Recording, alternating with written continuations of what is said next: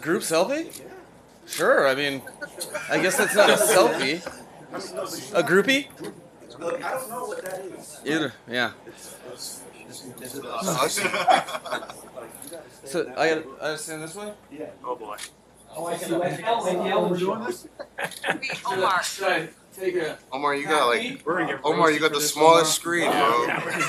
Omar, you need a better phone, brother. Come on. Omar, here, What take kind my of a phone. budget do they have that the Sun Sentinel do? got the Apple One. It's not No wonder you've been in negotiations for 3 years. Omar hasn't got Yeah, the iPhone, says it's not three too much coaches fun to be judged all the time, is it? Oh, you guys are great. Together here with players coming back, coaches coming back. Can you describe the energy you feel in the building today, this week, and going into the first day of practice? There's always energy in the National Football League. Collectively, your lifestyle adjusts so much in the break. So there's always energy. This group in particular, I was very excited about how they came back in terms of mission-oriented, day-to-day operation, getting better, but a thirst, a competitiveness, and they're fully understanding how much they owe their teammates, the organization, the fans, and they're owning it, and I can feel the energy, and it should be good today. Mike, with obviously Byron on PUP, Elijah, we know they won't be out here. A, do you expect Byron to be ready for the start of the regular season? And B, anyone you think will be fairly limited first few days of camp, whether it's Teron or Cedric Wilson or anybody else? So, similar to Raheem Mostert, Byron's kind of approaching it the same way, where he's fully expecting to get himself ready for week one. We have to be very cognizant of competitors and making sure that they don't do harm to themselves and the team by rushing anything. So I've been very happy since I've been here and in this organization with a lot of things. One of those things being our training staff and how diligent they are, how they personalize things. They try to get players ready at the pace that's best for themselves, which is the best thing for the Dolphins. So we shall wait and see. Anyone limited like Teron or anyone who's Sorry, I blacked out. As it relates to veterans, I think it's very important that you don't just make an abstract, okay, we're just going to limit this guy or whatever. There's a handful of guys that will be practicing for a portion of practice. The two you just named are the only guys that aren't practicing. But the guys that, the veterans that we have different reasons for monitoring will be involved in practice in different portions of the practice that best suits what they need to work on and what they need to protect themselves from. So we're fortunate to have. There was a lot of hard work that went into that. We're gonna have all of our guys out there, and we will adjust every player's rep count on a case-by-case basis, day in, day out. Mike, what do you envision training camp, your version of a training camp to look like? What do you envision, like, your version of a training camp to look like, day in, day out, the way things operate? Sorry, I didn't quite digest, and now I've digested. I think it's something that there's a common denominator. I've talked to the team about it. There's a common denominator with teams that I've been on that have been very successful. It's not that things don't get hard. It's not that there's not adversity. It's not that everything goes well. It's a diligent approach to each and every day, and teammates recognizing invariably, day one juiced, day two juiced. What organically evolves within the team is that peer, I don't want to say pressure, but more like accountability, where there's going to be some guys that don't have the juice on next Tuesday. vision that I have for the Dolphins and the team that we're building through the summer and into the preseason is that teammates take responsibility for the energy, and there's when somebody's down, the standard and the demand for to bring them up is very present. So that it's a long process, but the good teams embrace that, and it's pretty masochistic, but it's fun. You know, it's what we do, and it wouldn't be worth as much as it is if it wasn't very difficult. Can you give an example of that? Like maybe what you experienced in the past? An example would be, I remember our second year in Atlanta. We had high expectations. We started the season 5-0, ended 8-8. We signed Mohamed Sanu in the offseason, and we were fired up for the season. And we had a great OTAs, and then we went into training camp, and I think it was preseason 3 back when there was 4 games. And we had collectively as a team a disastrous game. We were down. It refocused us to the point that we utilized that adversity, a staple of every successful team and players. You utilize that adversity to your benefit because you know it's coming. And I'm not sure if we're 4-0, but we started out pretty good after that.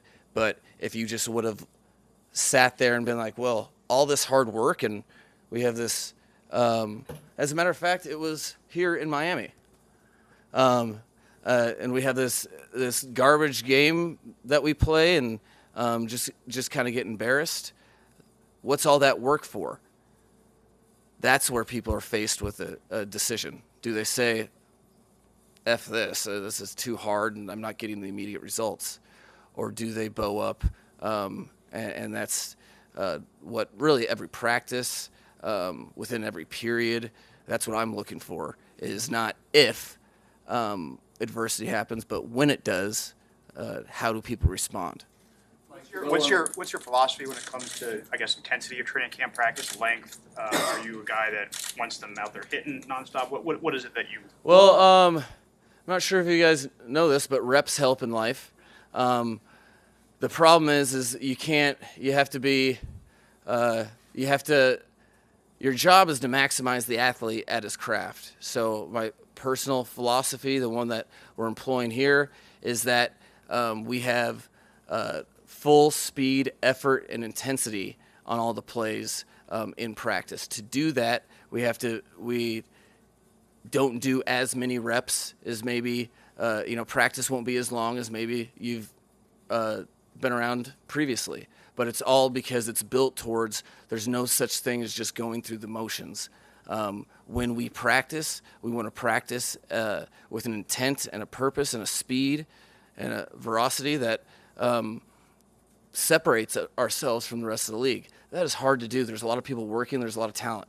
So the one thing that this team, we built a standard in OTAs, and my expectation in training camp is that this team, their standard is to practice hard, and they're trusting me that I don't overload them.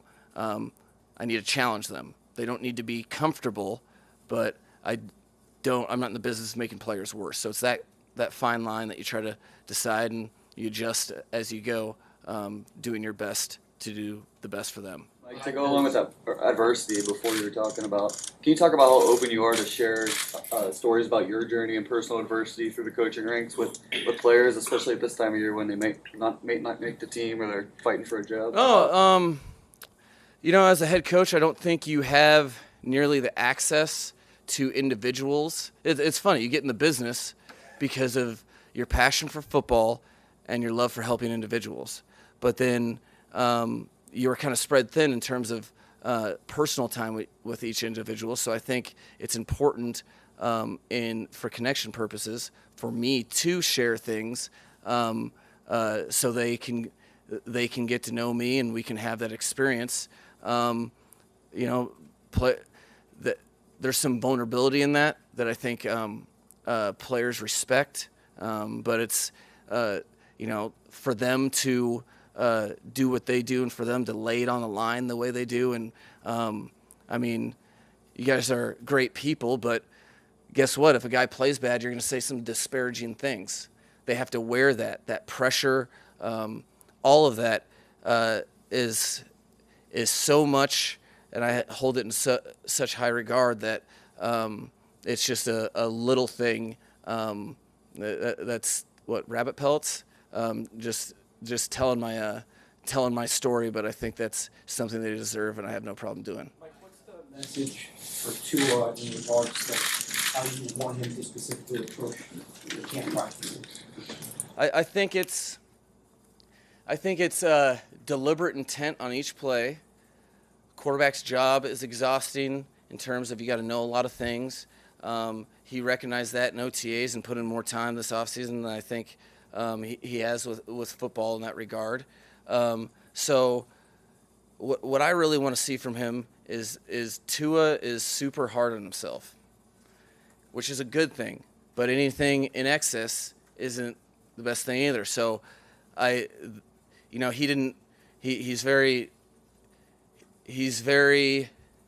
holds himself at a high standard. So I don't want that to impede when things don't go the way he wants. I don't want to impede the next play.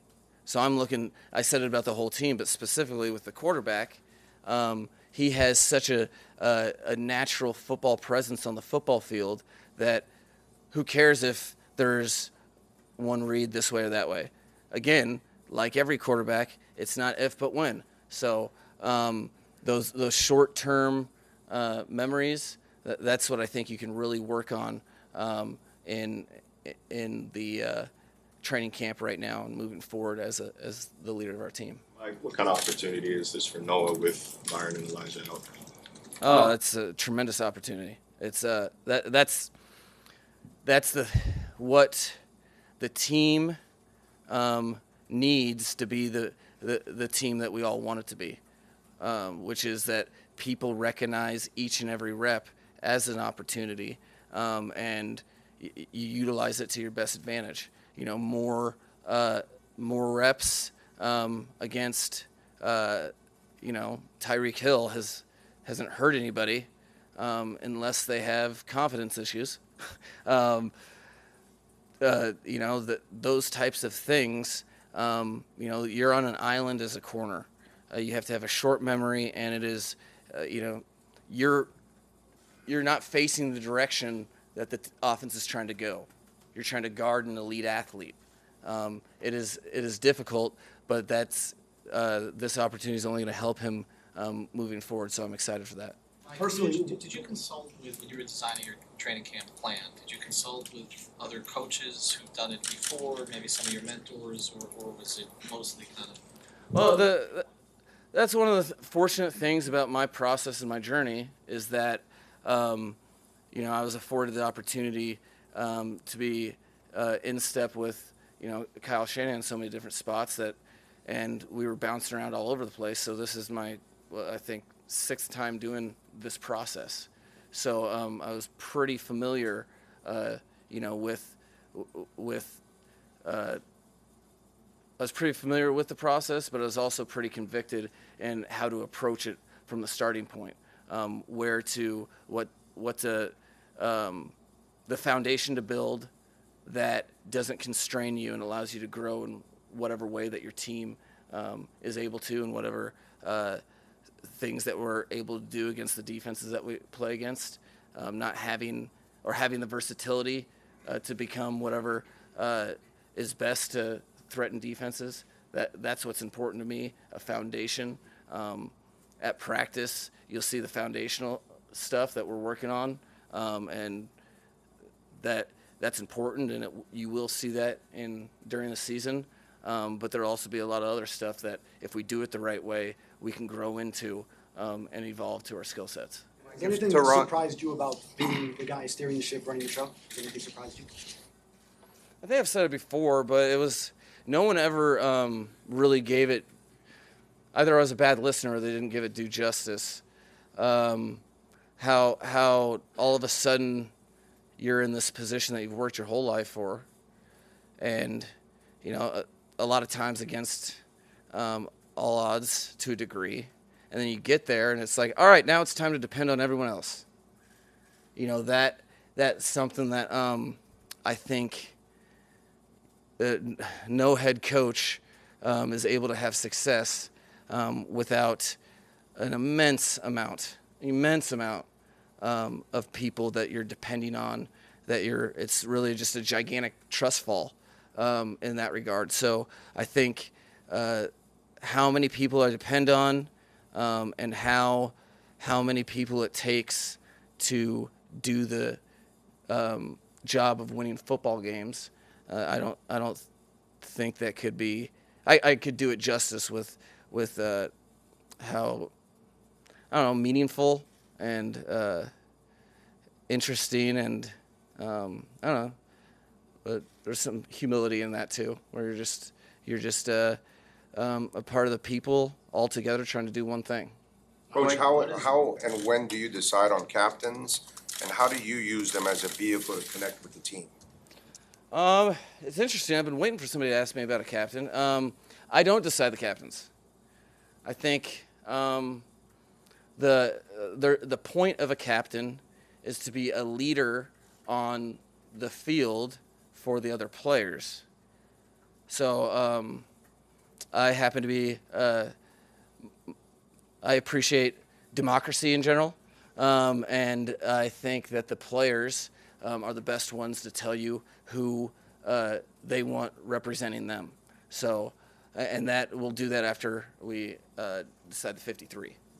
How do you use them as a vehicle to connect with the team? Well, I try not to use anybody. I think it's, especially on a team when there's so many young, hungry, committed players, that who they decide, like I'm not really that worried about who they decide or who they vote to be the captain. But I'll know this, that to get votes on this team, you have to be extremely hardworking. You have to set a standard that is hard, or you have to set a standard and demand a standard around you.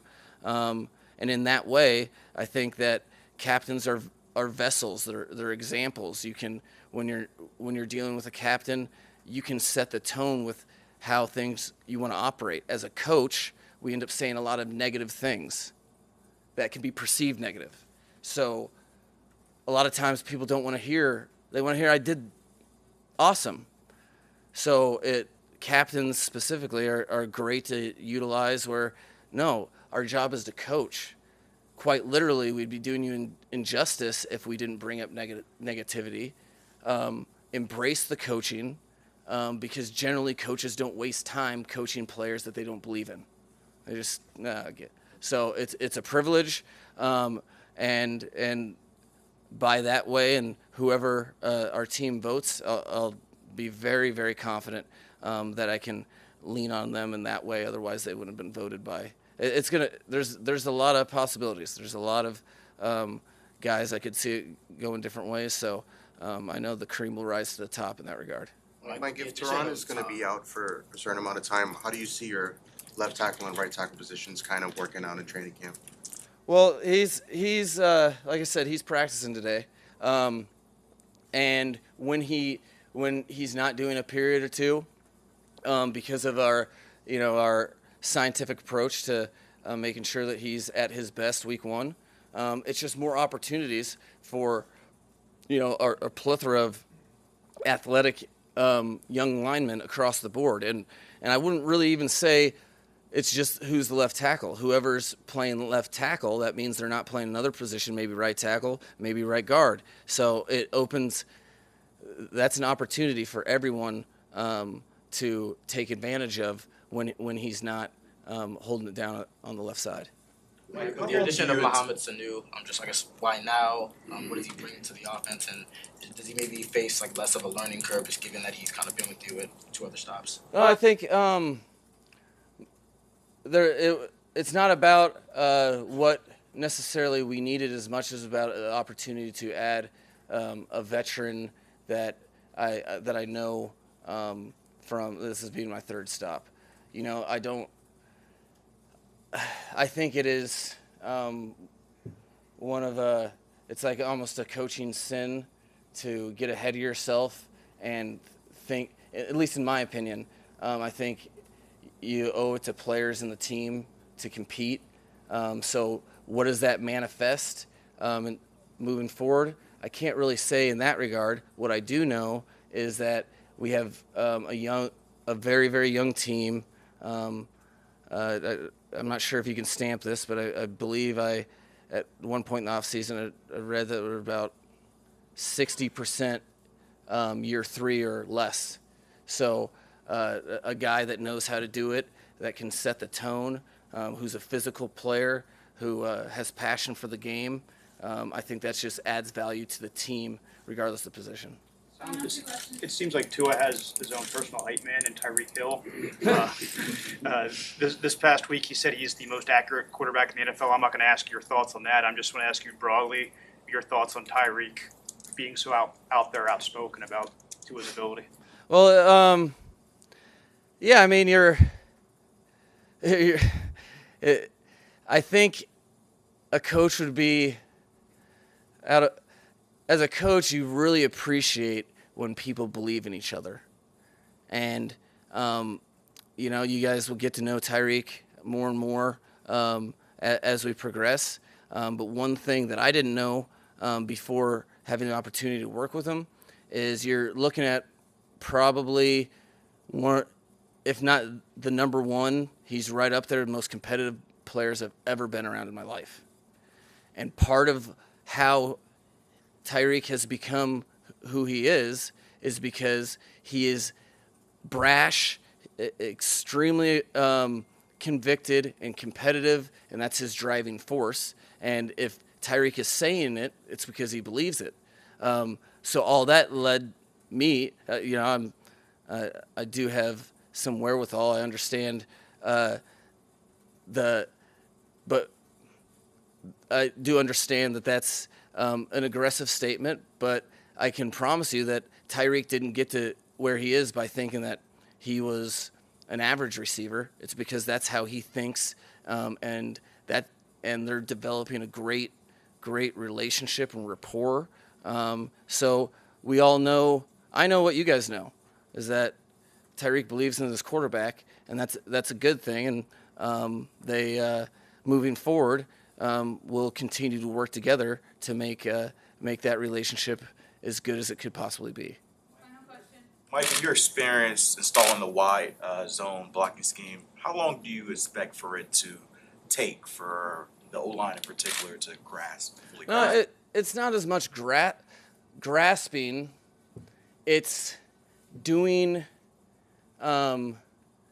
It's applying techniques and points of emphasis on every play. So, like, you get flashes of it. Generally, you know, our expectation is that we can communicate it in a way where they can understand the vision, how it's different, and the point of emphasis.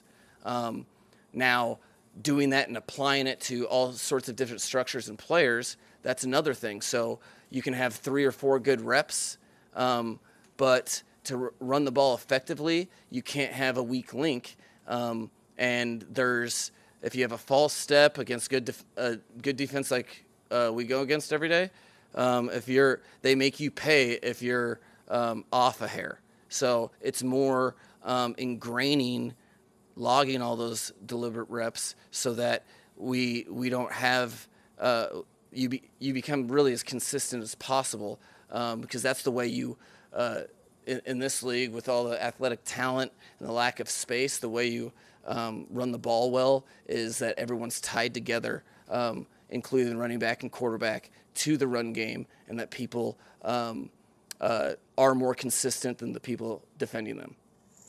Thank you, guys. Thank you. All right. Did you get a summer trip in? A couple.